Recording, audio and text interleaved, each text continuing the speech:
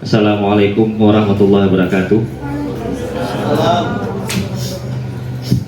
Alhamdulillah, puji syukur marilah sama-sama kita panjatkan kehadirat Allah Subhanahu wa taala, yang mana atas berkah limpahan dan nikmat dan karunia-Nya kita semua sudah bisa berhadir di ruangan yang berbahagia ini.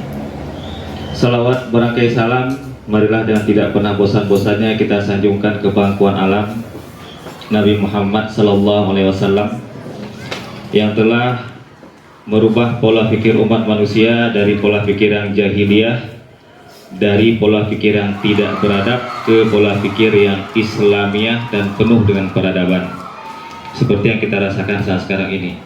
Yang kami hormati Bapak Pimpinan SMA Negeri 1 Mekek, Ibu Eni Sukmayani sebagai calon guru penggerak Angkatan 7 Kabupaten Aceh Selatan.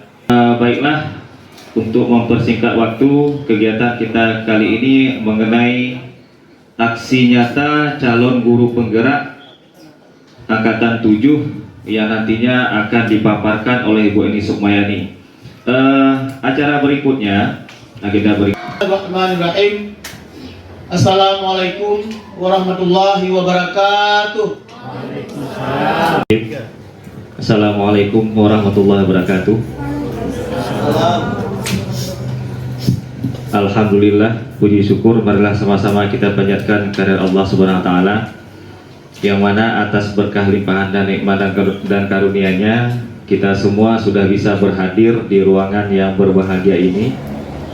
Salawat berangkai salam marilah dengan tidak pernah bosan-bosannya kita sanjungkan ke pangkuan alam Nabi Muhammad sallallahu alaihi wasallam, yang telah merubah pola pikir umat manusia dari pola pikir yang jahiliyah, dari pola pikir yang tidak beradab ke pola pikir yang Islamiah dan penuh dengan peradaban, seperti yang kita rasakan saat sekarang ini.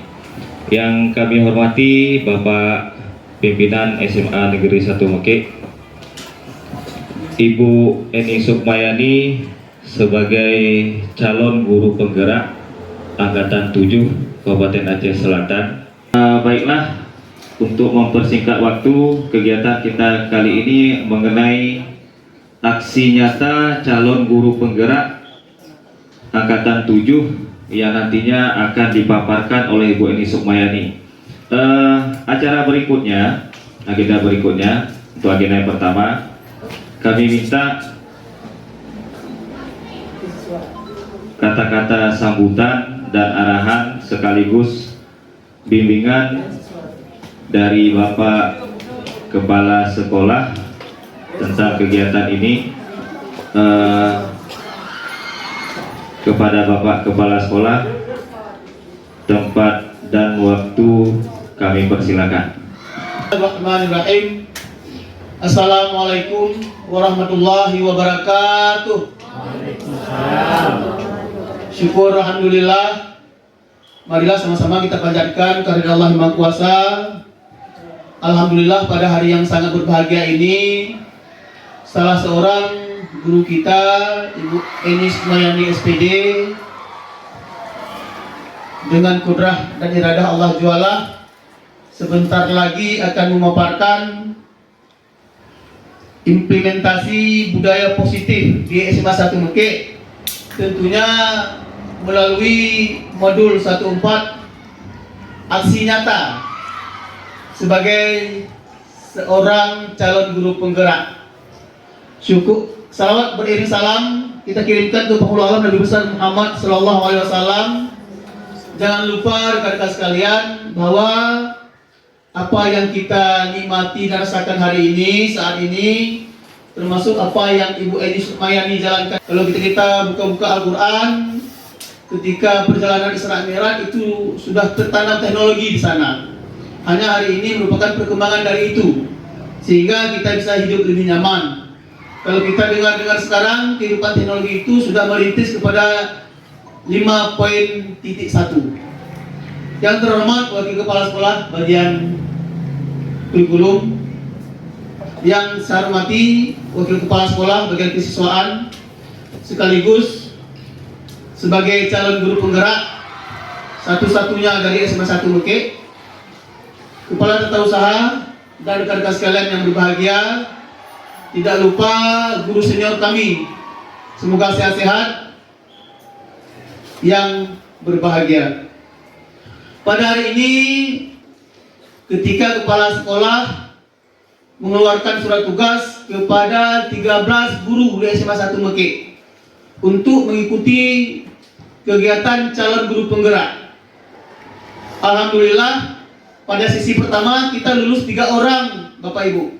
Ibu Nina, Ibu Elmiliana, dan Ibu Eni Sukmayani. Di dalam proses perjalanan, Ibu Nina mengundurkan diri secara baik-baik karena menyangkut kesehatan beliau. Seperti yang kita tahu bersama bahwa beliau dalam proses melahirkan pada waktu itu. Dalam proses perjalanan waktu selanjutnya, guru kita yang kita sayangi juga, Ibu Elmiliana SPD, ternyata jatuh sakit. Ketika sakitnya berkepanjangan, terakhir beliau angkat tangan, tidak mampu lagi menjalankan proses kegiatan calon guru penggerak. Semoga hari ini beliau sudah sehat, insya Allah.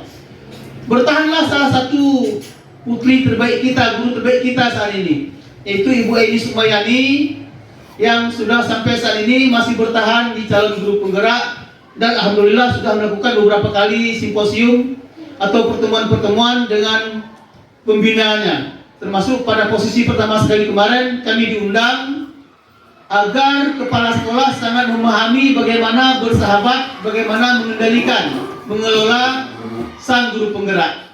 Karena guru penggerak ini sesuai dengan amanah, mereka juga membutuhkan waktu, membutuhkan kesempatan kita, terhadap kita masih aktif. Bapak Ibu, seperti yang tertulis dalam sebuah kontrak yang saya teken, yang saya tandatangani, bahwa salah satu poin di sana adalah berbunyi, untuk ke depan calon kepala sekolah itu hanya ada di guru penggerak. Maka betapa sedihnya kita, sejumlah lebih kurang 45 orang guru kita yang hebat-hebat, tetapi tidak masuk ke dalam catatan tersebut. Tetapi bagi saya pribadi, bukan masalah calon kepala sekolah itu yang menjadi sasaran, tetapi bagaimana proses pembelajaran di kelas dengan menggerakkan siswa-siswi yang selama ini pasif atau aktif menjadi aktif lagi. Bagaimana guru mengajar, bagaimana guru bekerja yang selama ini biasa menjadi luar biasa. Minimal sudah saya canangkan ketika ulang tahun PKRI beberapa hari yang lalu. Nah, jadi untuk itu barangkali melalui tangan dingin Ibu Eni Sukmayani inilah, Bapak Ibu yang terhormat, kemarin saya juga sudah cat ketika pelatihan penilaian, saya minta agar pelatihan ini benar-benar diikuti dan bisa semuanya. Begitulah yang kita maksud melalui calon guru penggerak ini.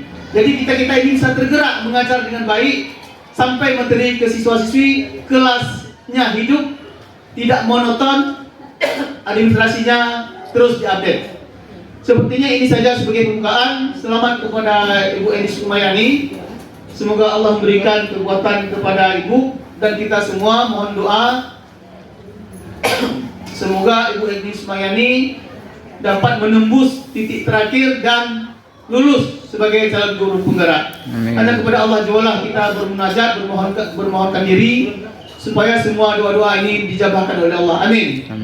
Wabillahi taufiq hidayah. Assalamualaikum warahmatullahi wabarakatuh. Aksi nyata implementasi budaya positif di SMA Negeri 1 Mekek modul 1.4 yang nantinya akan disampaikan oleh Ibu Eni Sukmayani SPD. Kepada Ibu Eni Sukmayani SPD, tempat dan waktu kami persilakan. Puji syukur, marilah sama-sama kita panjatkan kehadiran Allah Subhanahu wa taala yang mana dengan karunia-Nya lah kita dapat berkumpul di pagi hari ini. Salawat beriring salam tidak lupa juga kita kirimkan ke pangkuan Nabi besar Muhammad sallallahu alaihi wasallam yang mana beliau telah membawa umatnya dari alam kegelapan menuju ke alam yang penuh dengan ilmu pengetahuan seperti yang kita rasakan pada hari ini. Kata-kata penghormatan saya yang terhormat Bapak Kepala SMA Negeri 1 Mekek, yang terhormat Wakil Kepala Bagian Kurikulum, dan yang saya sangat hormati yang spesial guru-guru yang telah berhadir di sini yang mau berkolaborasi untuk menuntaskan aksi nyata saya tentang implementasi budaya positif di SMA Negeri 1 Mekek. Baiklah Bapak Ibu, saya mohon izin untuk memaparkan salah satu modul kami di sini, yaitu modul 1.4 yang judulnya budaya positif. Di sini saya berdiri di depan bukan untuk menggurui Bapak Ibu, tetapi saya hanya untuk men-sharing. Mungkin Bapak Ibu lebih banyak yang paham ketimbang saya. Jadi di sini kita sharing Bapak Ibu ya, bukan untuk menggurui.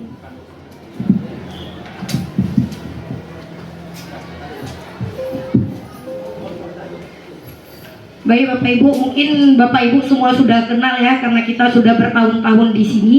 Untuk budaya positif di sini, yang pertama yang harus dipaparkan yaitu tentang disiplin positif. Disiplin positif ini adalah unsur utama dalam terwujudnya budaya positif yang kita cita-citakan di sekolah. Disiplin sebagai bentuk kontrol diri agar mencapai suatu tujuan mulia. Tujuan mulia di sini mengacu pada nilai-nilai dan prinsip-prinsip mulia yang kita namakan nilai-nilai kebajikan universal. Boleh minta dua orang ke depan? Mungkin Ibu Iska dengan Ibu Mira boleh ke depan maju sebentar. Boleh Bu di depan berdiri sebentar ya.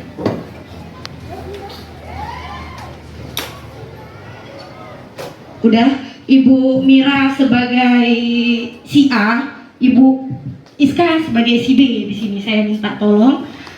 Yang si A, cobalah genggam tangannya. Ibu A siapa? Bu Mira boleh? Ibu Mira cobalah genggam tangannya sekuat mungkin. Ibu menghayalkan di dalam tangan Ibu itu ada sesuatu yang sangat berharga. Ibu satu genggam aja, nggak perlu dua-dua, satu aja. Kemudian Ibu Iska mencoba membuka genggaman tangan Bu Mira. Boleh dengan cara mengintimidasi, mengancam maksudnya, merayu, memberi apapun godaan-godaan sampai Ibu Mira ini membuka tangan, mau atau tidak. Coba diteskan. Bu Mira di tangan Ibu sangat berharga Ibu. Apakah Ibu mau menyuruh membukakan sama Bu Iska? Ada emas. Rayu Bu Iska. Atau mau mungkin dikasih uang atau apa? Atau ancaman kalau tidak?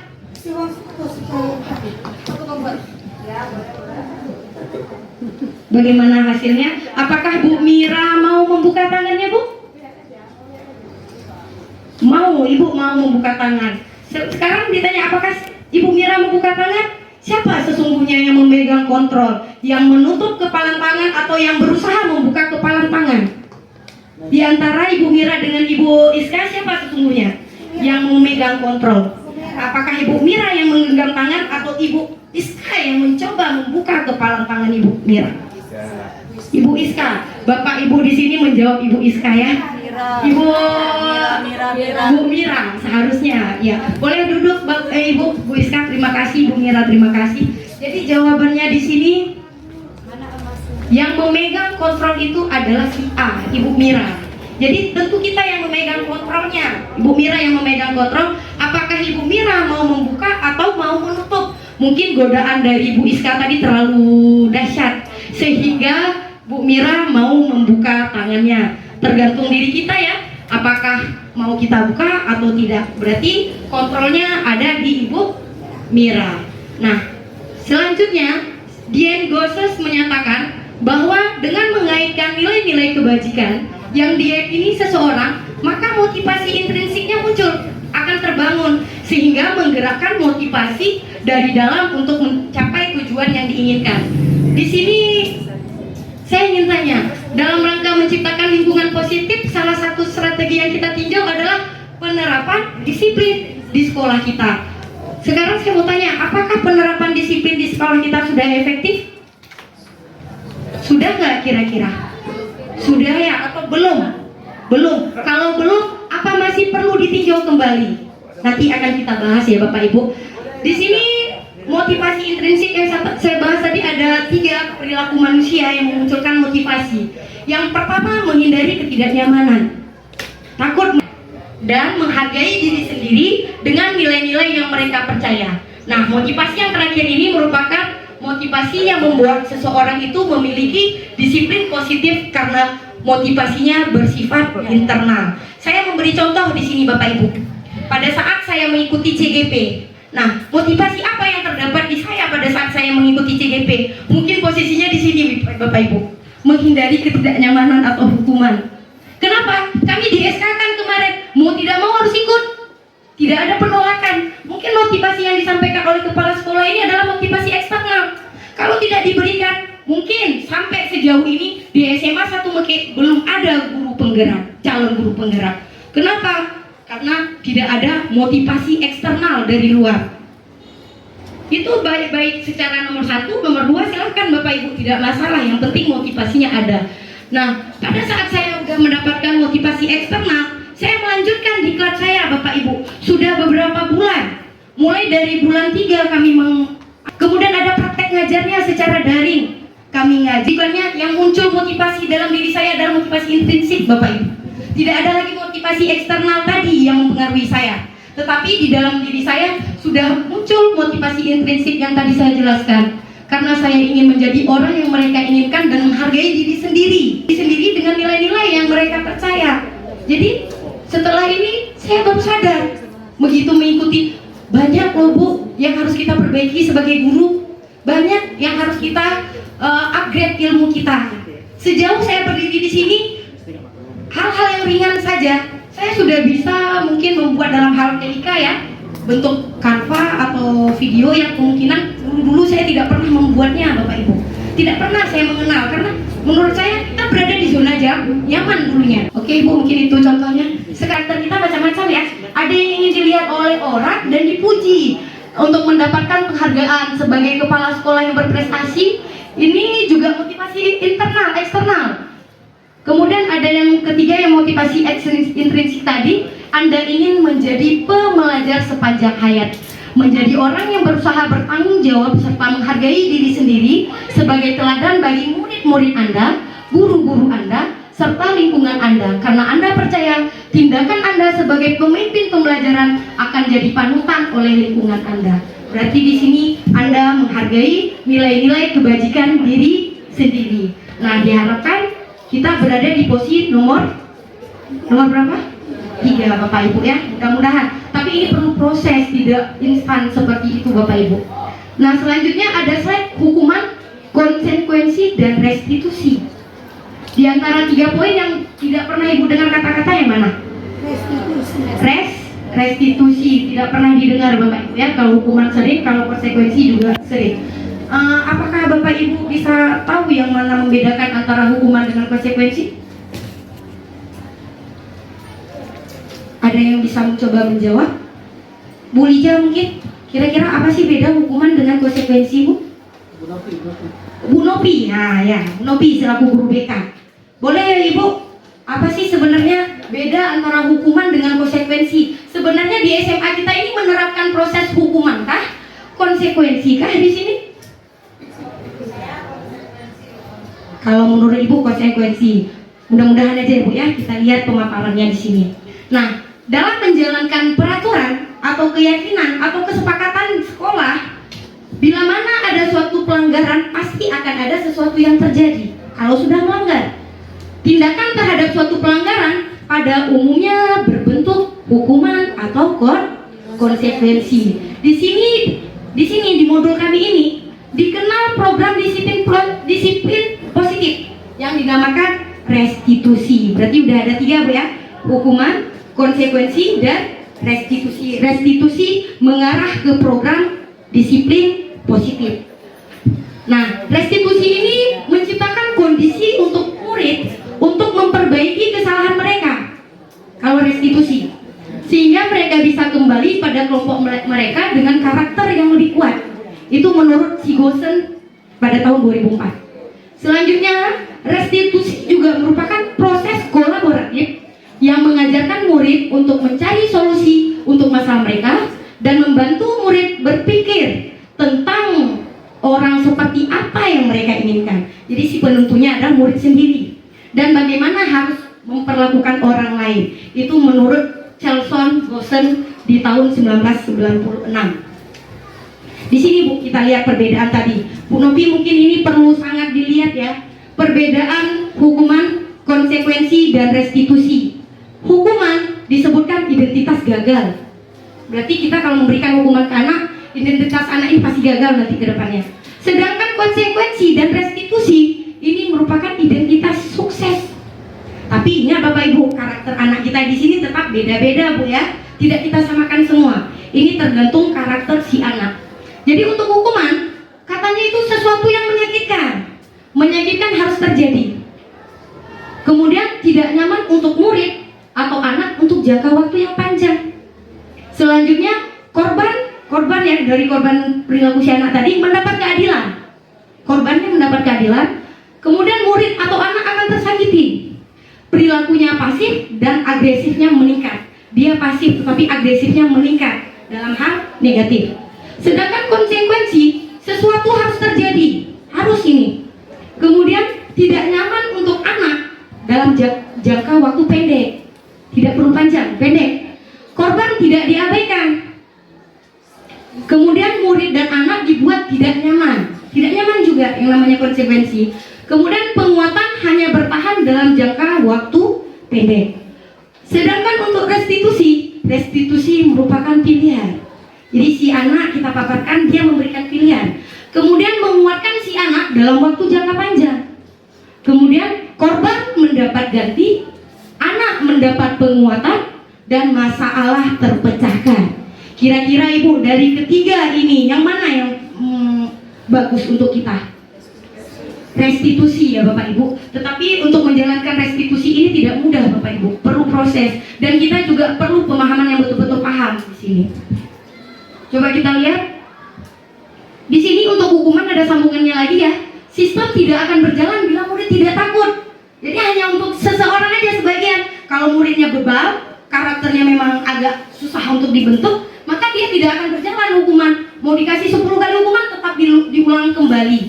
Kemudian berlaku hanya pada sebuah institusi, tidak berlanjut pada kehidupan nyata. Jadi kalau hukumannya diberikan di sekolah, ya di sekolah hukumannya. Kita tidak boleh menarik hukuman itu ke masyarakat di luar sana.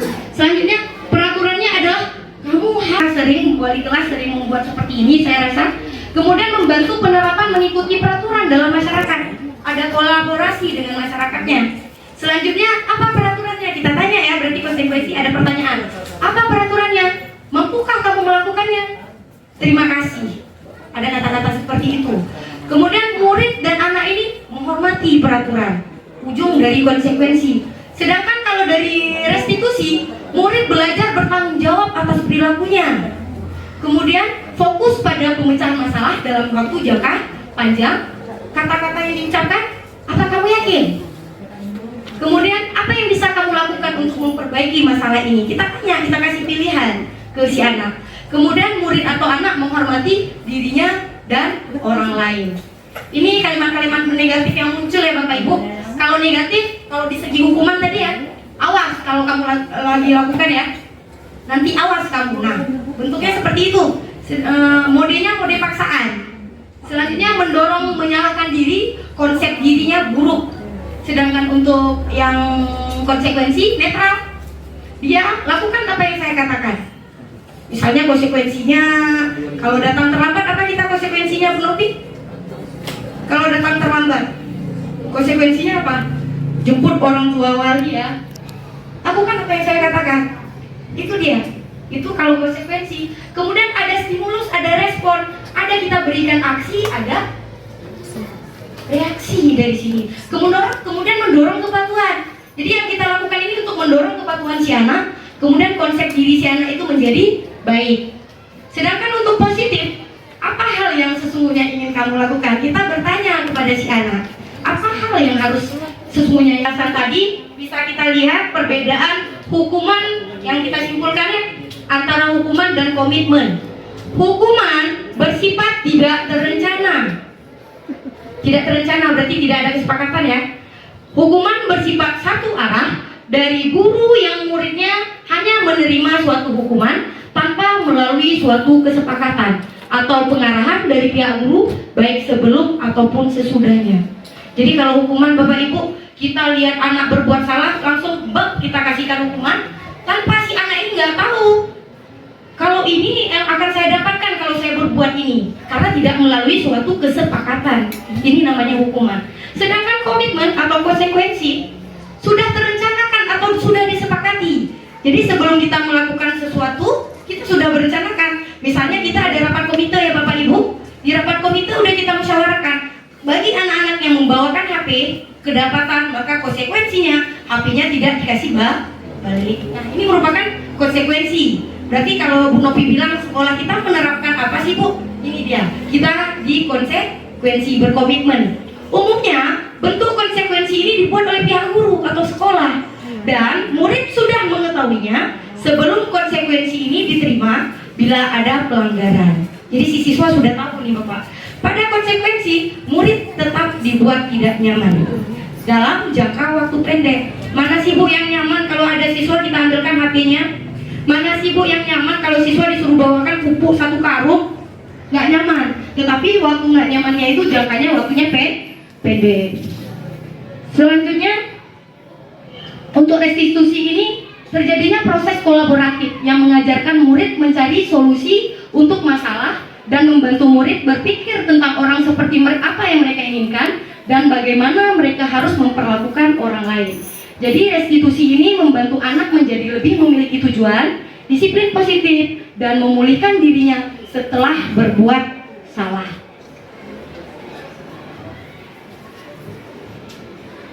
Nah, sekarang kita lihat posisi kontrol kita dalam menanggapi masalah tadi.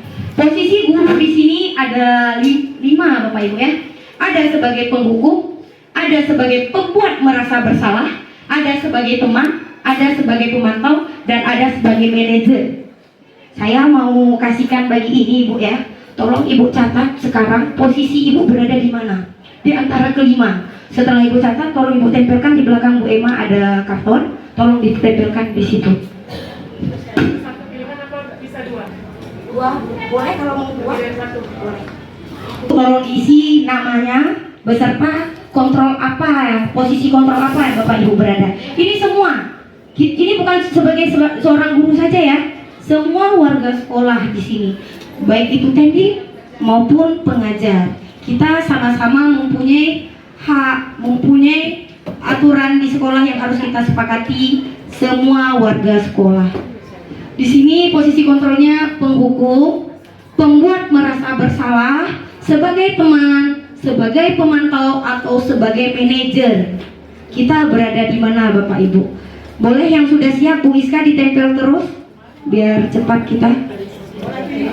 Kalau mau pilih 2 boleh. Kalau mau pilih 2 boleh, terserah.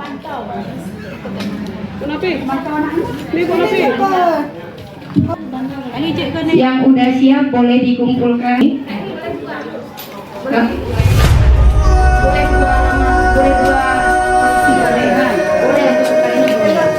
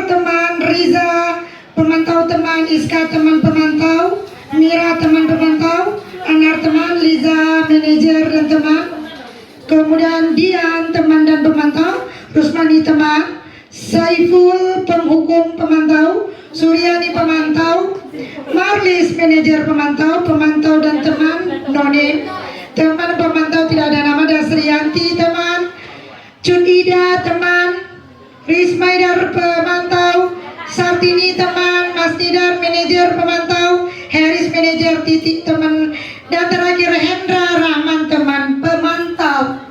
Terima kasih teman-teman. Terima kasih Bu Lija. Berarti kawan-kawan yang lain bisa dengar ya. Posisi kontrol yang kawan-kawan pilih di sini ada yang melebihi satu. Ya. Ada yang pemantau, ada yang penghukum. Tadi yang penghukum tadi siapa, Pak Saiful? Tidak masalah Bapak Ibu. Tidak masalah kita membuat posisi kita di mana. Dan sekarang kita membahas ini posisi kita sebenarnya harusnya di mana. Kalau sudah kita kerjakan di mana dan harusnya di mana. Yang bagusnya maksudnya. Kelima-lima ini bagus Bapak Ibu. Bagus untuk kita, tapi belum tentu bagus untuk anaknya. Baik. Untuk penghukum biasanya gurunya tidak kasih pilihan.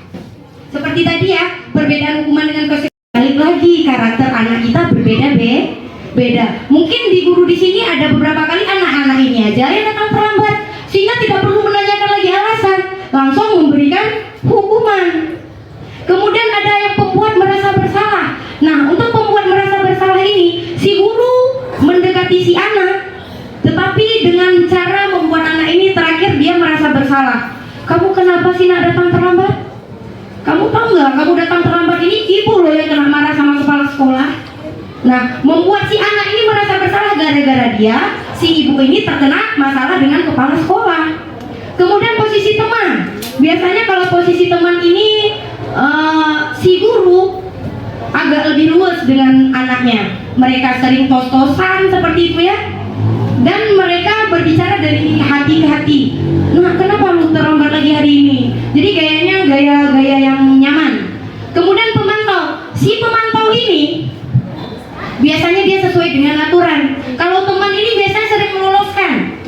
Karena teman ya, kamu terlambat lagi. Ya udahlah kesana nanti ibu nggak buatkan di ini. Bikin kotor buku absen aja kamu. Terakhir si anak ini merasa tergantung kepada si guru. Oh, dengan ibu ini saya senang nih teman. Karena kalau dengan ibu ini tidak dibuat di buku catatan. Ya kan? Kemudian kalau dari segi pemantau, dia sesuai dengan aturan Bapak Ibu. Apa sih kesepakatan sekolah kita? Oh, datang terlambat harus gini-gini. Si pemantau ini berbicara kepada si anak. Pemantau, kamu kenapa melakukan kesalahan? Dia memantau sesuai dengan prosedur yang terjadi. Selanjutnya manajer. Ini posisi yang sebenarnya yang harus kita capai ya Bapak Ibu. Kita bersifat sebagai manajer. Manajer ini dia dekat dengan siswa, tetapi tidak melupakan ada sesuatu dengan siswa itu yang tidak bisa kita ngejas langsung. Oh, si anak ini gini, tidak. Ada tahapannya. Nah, nanti kita akan berbicara di tahapan restitusi ini dia Bapak Ibu.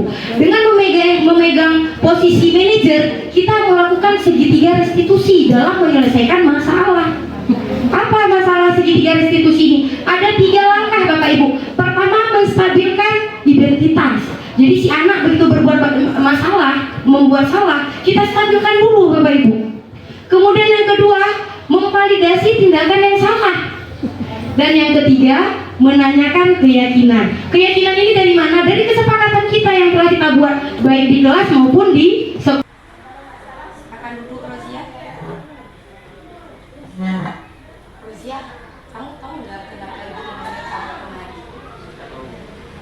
Oh ya, ini kemarin ibu mendapat laporan dari ini kalau Rosia melihat jawaban teman pada saat ujian. Betul ya? Betul. Artinya Rosia lagi ngapain itu? Mencontek. Sekarang ibu tanya, apakah mencontek itu perbuatan yang baik atau tidak? Tidak. Mencontek itu merupakan perbuatan yang tidak baik dan itu merupakan suatu kesalahan. kita semua di sini semua pernah melakukan kesalahan, termasuk juga ibu. Tapi ibu mau dengar nih ceritanya, kenapa Rozia menyuntik? Ya karena nggak bisa jawab soalnya, karena lagi semangat Rozia nggak belajar. Nggak bisa jawab karena tidak belajar. Kenapa tidak belajar? Nonton Piala Dunia sampai larut malam. Iya ya, sekarang lagi musim Piala Dunia ya. Jadi Rozia nonton, padahal Rozia tahu ada tanggung jawab Rozia di sini sebagai seorang siswa yang harus mengikuti ujian. Baik, sekarang Ibu mau bertanya, Rozia masih ingat nggak keyakinan kelas yang sudah kita sepakati? Masih Bu, tentang 7 langkah. Ya, sekarang Ibu tanya nih, apa kira-kira yang perlu dilakukan agar Rozia tidak menyontek lagi? Karena menyontek merupakan perbuatan yang tidak jujur. Ya, mungkin kedepannya Rozia nanti sering belajar dan kalau menjawab soalnya berdoa dulu kepada Allah. Ya, Rozianya belajar, kemudian menjawab semampunya ya. Kalau memang ada yang tidak sanggup Rozia atau tidak mampu, ya ditinggalkan. Jangan sampai menyontek sama kawan. Yakin bisa? Sekarang Rozia sudah tahu apa yang harus dilakukan? Sudah siap? Ya, Kira-kira kapan mulai Rozia lakukan? Mulai hari ini ya. Mulai hari ini Rozia akan berusaha memperbaiki kesalahan, menjadi pribadi yang lebih baik, jujur, menjadi anak yang membanggakan orang tua. Mengerti Rozia? Paham ya? Nah, terima kasih untuk kedatangan Rozia hari ini. Mudah-mudahan Rozia menjadi pribadi yang lebih baik ke depannya. Caca? Iya Bu. Caca tahu kenapa Ibu panggil ke ruangan ini? Enggak Bu. Nah, ya, ini Caca. Begitu Ibu lihat laporan buku piket, Ibu melihat Caca sering datang terlambat ya? Hari ini Caca datang jam berapa? Jam 8 ya Pak. Harusnya Caca tiba di sekolah jam berapa? Jam 7.45 sesuai dengan aturan kita ya. Datangnya di jam 7.45. Nah, kalau Caca datangnya di jam 8 berarti Caca itu terlambat. Kira-kira terlambat itu perbuatan baik atau tidak, Caca? Tidak baik ya, karena melanggar dari aturan ya. Nah, di sini Ibu tidak mencari siapa yang salah dan siapa yang benar, tapi kita sama-sama mencari solusi atas permasalahan keterlambatan Caca. Ibu juga sering melakukan kesalahan. Misalnya dulu pada saat pelatihan Ibu kadang pernah datang terlambat, tapi kita mencoba untuk berubah. Kira-kira apa yang menyebabkan Caca terlambat? Bergadang ngapain aja itu? Main HP ya, main HP. Nah, gara-gara Caca tidurnya kemalaman membuat Caca datang ke sekolah jadi terlambat ya. Nah, Caca masih ingat nggak keyakinan kelas yang sudah kita sepakati? Masih ingat. Tentang apa? Tentang berkomitmen. Ya, tentang berkomitmen.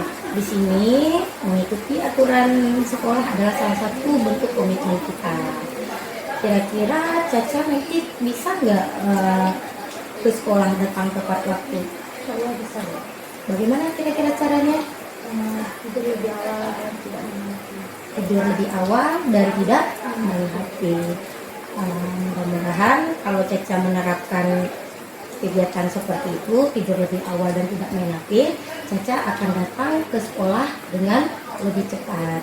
Dan Ibu harapkan ke depannya Caca bisa menjadi pribadi yang lebih baik. Kapan mulai Caca lakukan hal tersebut? Mulai hari ini.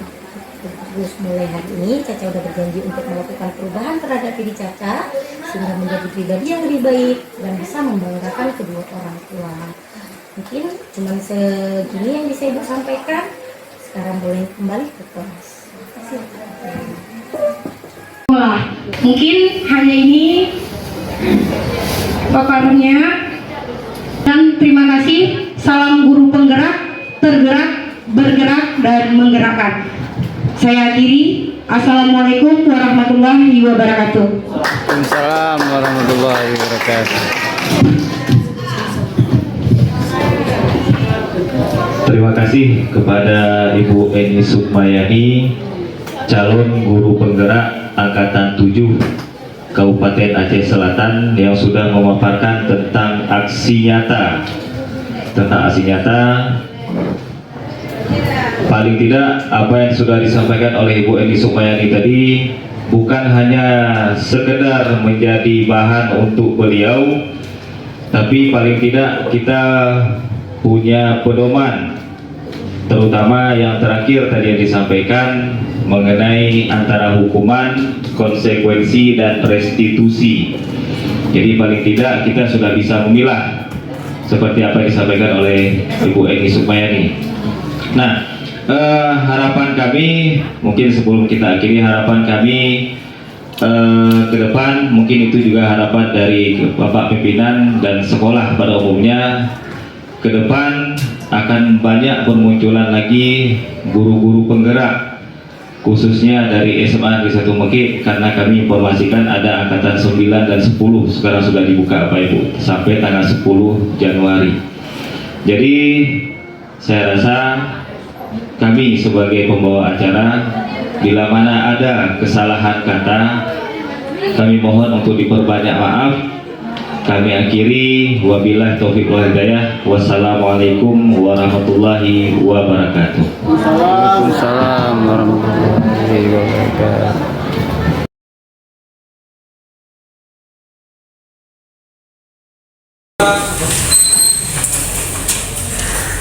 Assalamualaikum warahmatullahi wabarakatuh. Waalaikumsalam warahmatullahi wabarakatuh.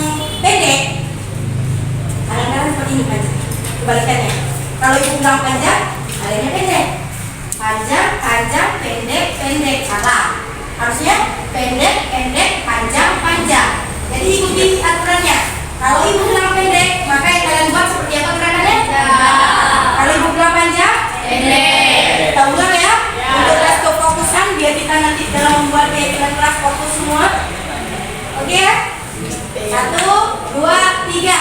Pendek, pendek, panjang, panjang. pendek, panjang. Nah, ini ikut ibu. Kurang fokus. Jangan ikut ibu. Yang kalian lakukan kebalikan dengan ibu. Saat ibu buat pendek, kaliannya panjang. Paham ya? Kita ulang kembali. Pendek, panjang. Pendek, panjang, panjang. Susah. Itulah kefokusan yang mau kalian buat. Pada saat kalian melakukan sesuatu, yang pertama yang harus kalian buat adalah fokus. Nah, di tangan ibu ada kertas. Kalian sudah tahu kesepakatan kelas yang sudah kita buat. Ya, kesepakatan kelas ini akan melahirkan satu keyakinan kelas. Jadi tiap kalian membuat satu keyakinan kelas. Kira-kira apa tujuan keyakinan kelas tersebut? Tujuannya untuk melahirkan disiplin, dan disiplin itu adalah salah satu budaya positif di sekolah. Jadi kita pada saat ke sekolah, pada saat di kelas harus selalu senantiasa ada sisi budaya positifnya. Paham ya? Paham. Sekarang silakan dituliskan keyakinan yang kalian yakini untuk menumbuhkan budaya positif.